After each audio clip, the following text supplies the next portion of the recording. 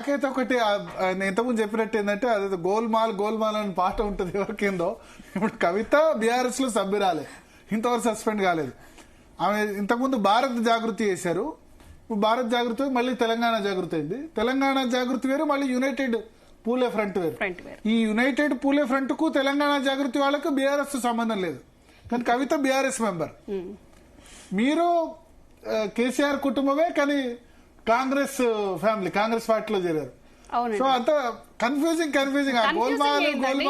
నేను గత 11 సంవత్సరాల నుంచి కాంగ్రెస్ పార్టీలో ఎప్పుడైతే లేదండి, టీఆర్ఎస్ పార్టీ గవర్నమెంట్ రాకముందే 2014 లోనే బిఫోర్ ఎలక్షన్ నేను కాంగ్రెస్ లో జాయిన్ అయినా. ఇక్కడ వీళ్ళది వచ్చింది గవర్నమెంట్ బీఆర్ఎస్ వాళ్ళు ఏం చేయాలి? వాళ్ళు ఏం మాట్లాడట్లేదు ఈ విషయంలో, ఇంత జరుగుతున్నా. ప్లస్ యునైటెడ్ పూలే ఫ్రంట్ వాళ్ళు బీఆర్ఎస్ గవర్నమెంట్ తిడుతున్నారు, ఇటు వీళ్ళను తిడుతున్నారు. 10 సంవత్సరాలుగా మమ్మల్ని తిట్టడం ఎందుకు? ఈ రోజు వాళ్ళను తిడుతున్నారు, మమ్మల్ని తిట్టం. 10 సంవత్సరాలు వాళ్ళ అధికారంలో కాదండి, 10 సంవత్సరాలు వాళ్ళ అధికారంలో ఉండి చెయ్యలేని చాతగాని దద్దమ్మ పనులు ఈ రోజు మమ్మల్ని విమర్శించడం ఏంది? శ్రీకాంతాచారి, యాదిరెడ్డి సువర్ణని, సువర్ణకు సెక్రటరేట్ పేరు పెట్టాలి, యాదిరెడ్డికి ప్రగతి భవన్ కు యాదిరెడ్డి పేరు పెట్టాలి, తెలంగాణ భవన్ కు శ్రీకాంతాచారి పేరు పెట్టాలి. 10 సంవత్సరాల కాలంలో పెట్టక ఇప్పుడు మమ్మల్ని విమర్శించడం ఏంది? రాజీవ్ గాంధీ ఎవరు? రాజీవ్ గాంధీ తెలంగాణ అంది కదా, సామాజిక తెలంగాణ రాలేదు అని కవితనే చెప్పింది. మరి ఇంకా మమ్మల్ని అనడం ఎందుకండి? ఇప్పుడు అధికారంలో ఉన్నది మీరు కాబట్టి మిమ్మల్ని అంటారు. అందుకే మేము తెలంగాణ ఇచ్చింది రాజీవ్ గాంధీ గారి భార్య కాబట్టి, మీరు రాజీవ్ గాంధీ టెక్నాలజీని తెచ్చింది, టెక్నాలజీ గురించి ఫస్ట్ మాట్లాడింది రాజీవ్ గాంధీ గారు కాబట్టి, ఉద్యోగాలు దానికి రిలేటెడ్ కాబట్టి, టెక్నాలజీకి సంబంధం కాబట్టి మీరు రాజీవ్ గాంధీ గారిని గౌరవించుకోవాలి కాబట్టి డెఫినెట్ గా మీరు రాజీవ్ గాంధీ గారి పేరు పెట్టుకుంటున్నాం. వీళ్ళకి వచ్చిన బాధ ఏముంది ఇందులో? ఓకే. సో ఒకటైతే కన్ఫ్యూజింగ్ ఉంది జనాలకి, ఇంకెన్ని రోజులు ఈ కన్ఫ్యూజన్ ఉంటుందో తెలియదు మనకు.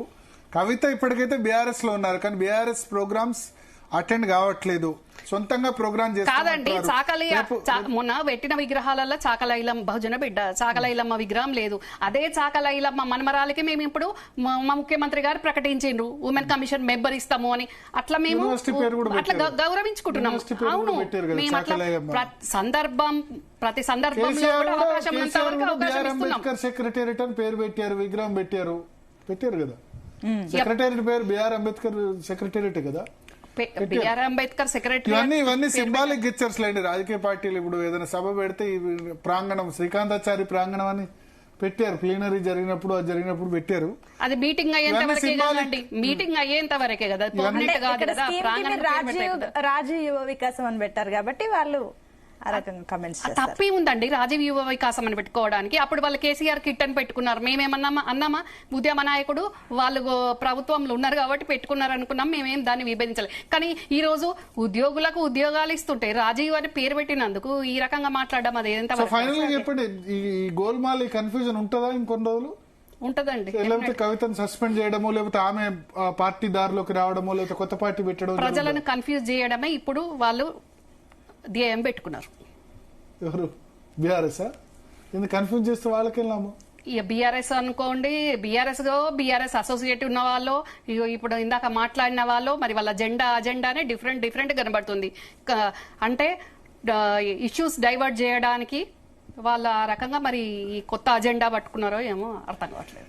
సో మొత్తానికి సునీత, బీఆర్ఎస్ లో అయితే ఇటువంటి పరిస్థితి వస్తుందని ఊహించలేదు. చాలా డిసిప్లిన్డ్ పార్టీ. కేసీఆర్ మాట జవదాడితే ఇంక అవుటే. 1-2 సందర్భాల్లోనే కనిపించింది నాకు, గులాబీ జెండా కోనర్ మేమే అని ఈటల రాజేందర్ 1-2 సార్లు మాట్లాడారు.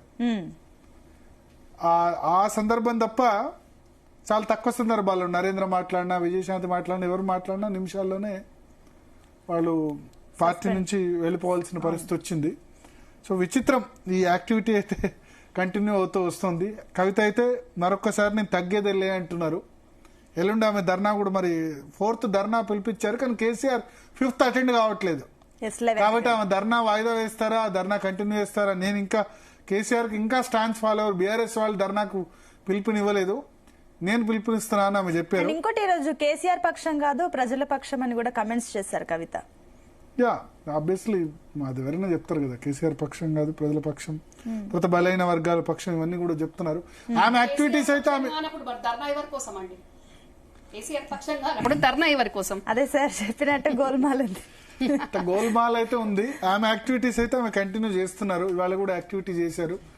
రాబోయే 2-3 days లో కూడా కంపల్సరీ ఫుల్ యాక్టివ్. ఇప్పుడు బీఆర్ఎస్ లో ఫుల్ యాక్టివ్ ఎవరంటే మిగతా వాళ్ళంతా సైలెంట్ అయిపోయారు, ఎందుకంటే కేటీఆర్ కూడా అమెరికా వెళ్ళిపోయారు కాబట్టి ఆమె మాత్రం ఫుల్ యాక్టివ్ గా ఉన్నారు, యాక్టివ్ గా ఉండబోతున్నారు అనేది ఖచ్చితంగా అర్థమవుతుంది. Yes right Bharat, thank you for your detailed analysis and thank you అండి మీకు కూడా. ఎస్ సో ఇవి ఇప్పటి వరకు అప్డేట్స్. మరిన్ని అప్డేట్స్ కోసం మళ్ళీ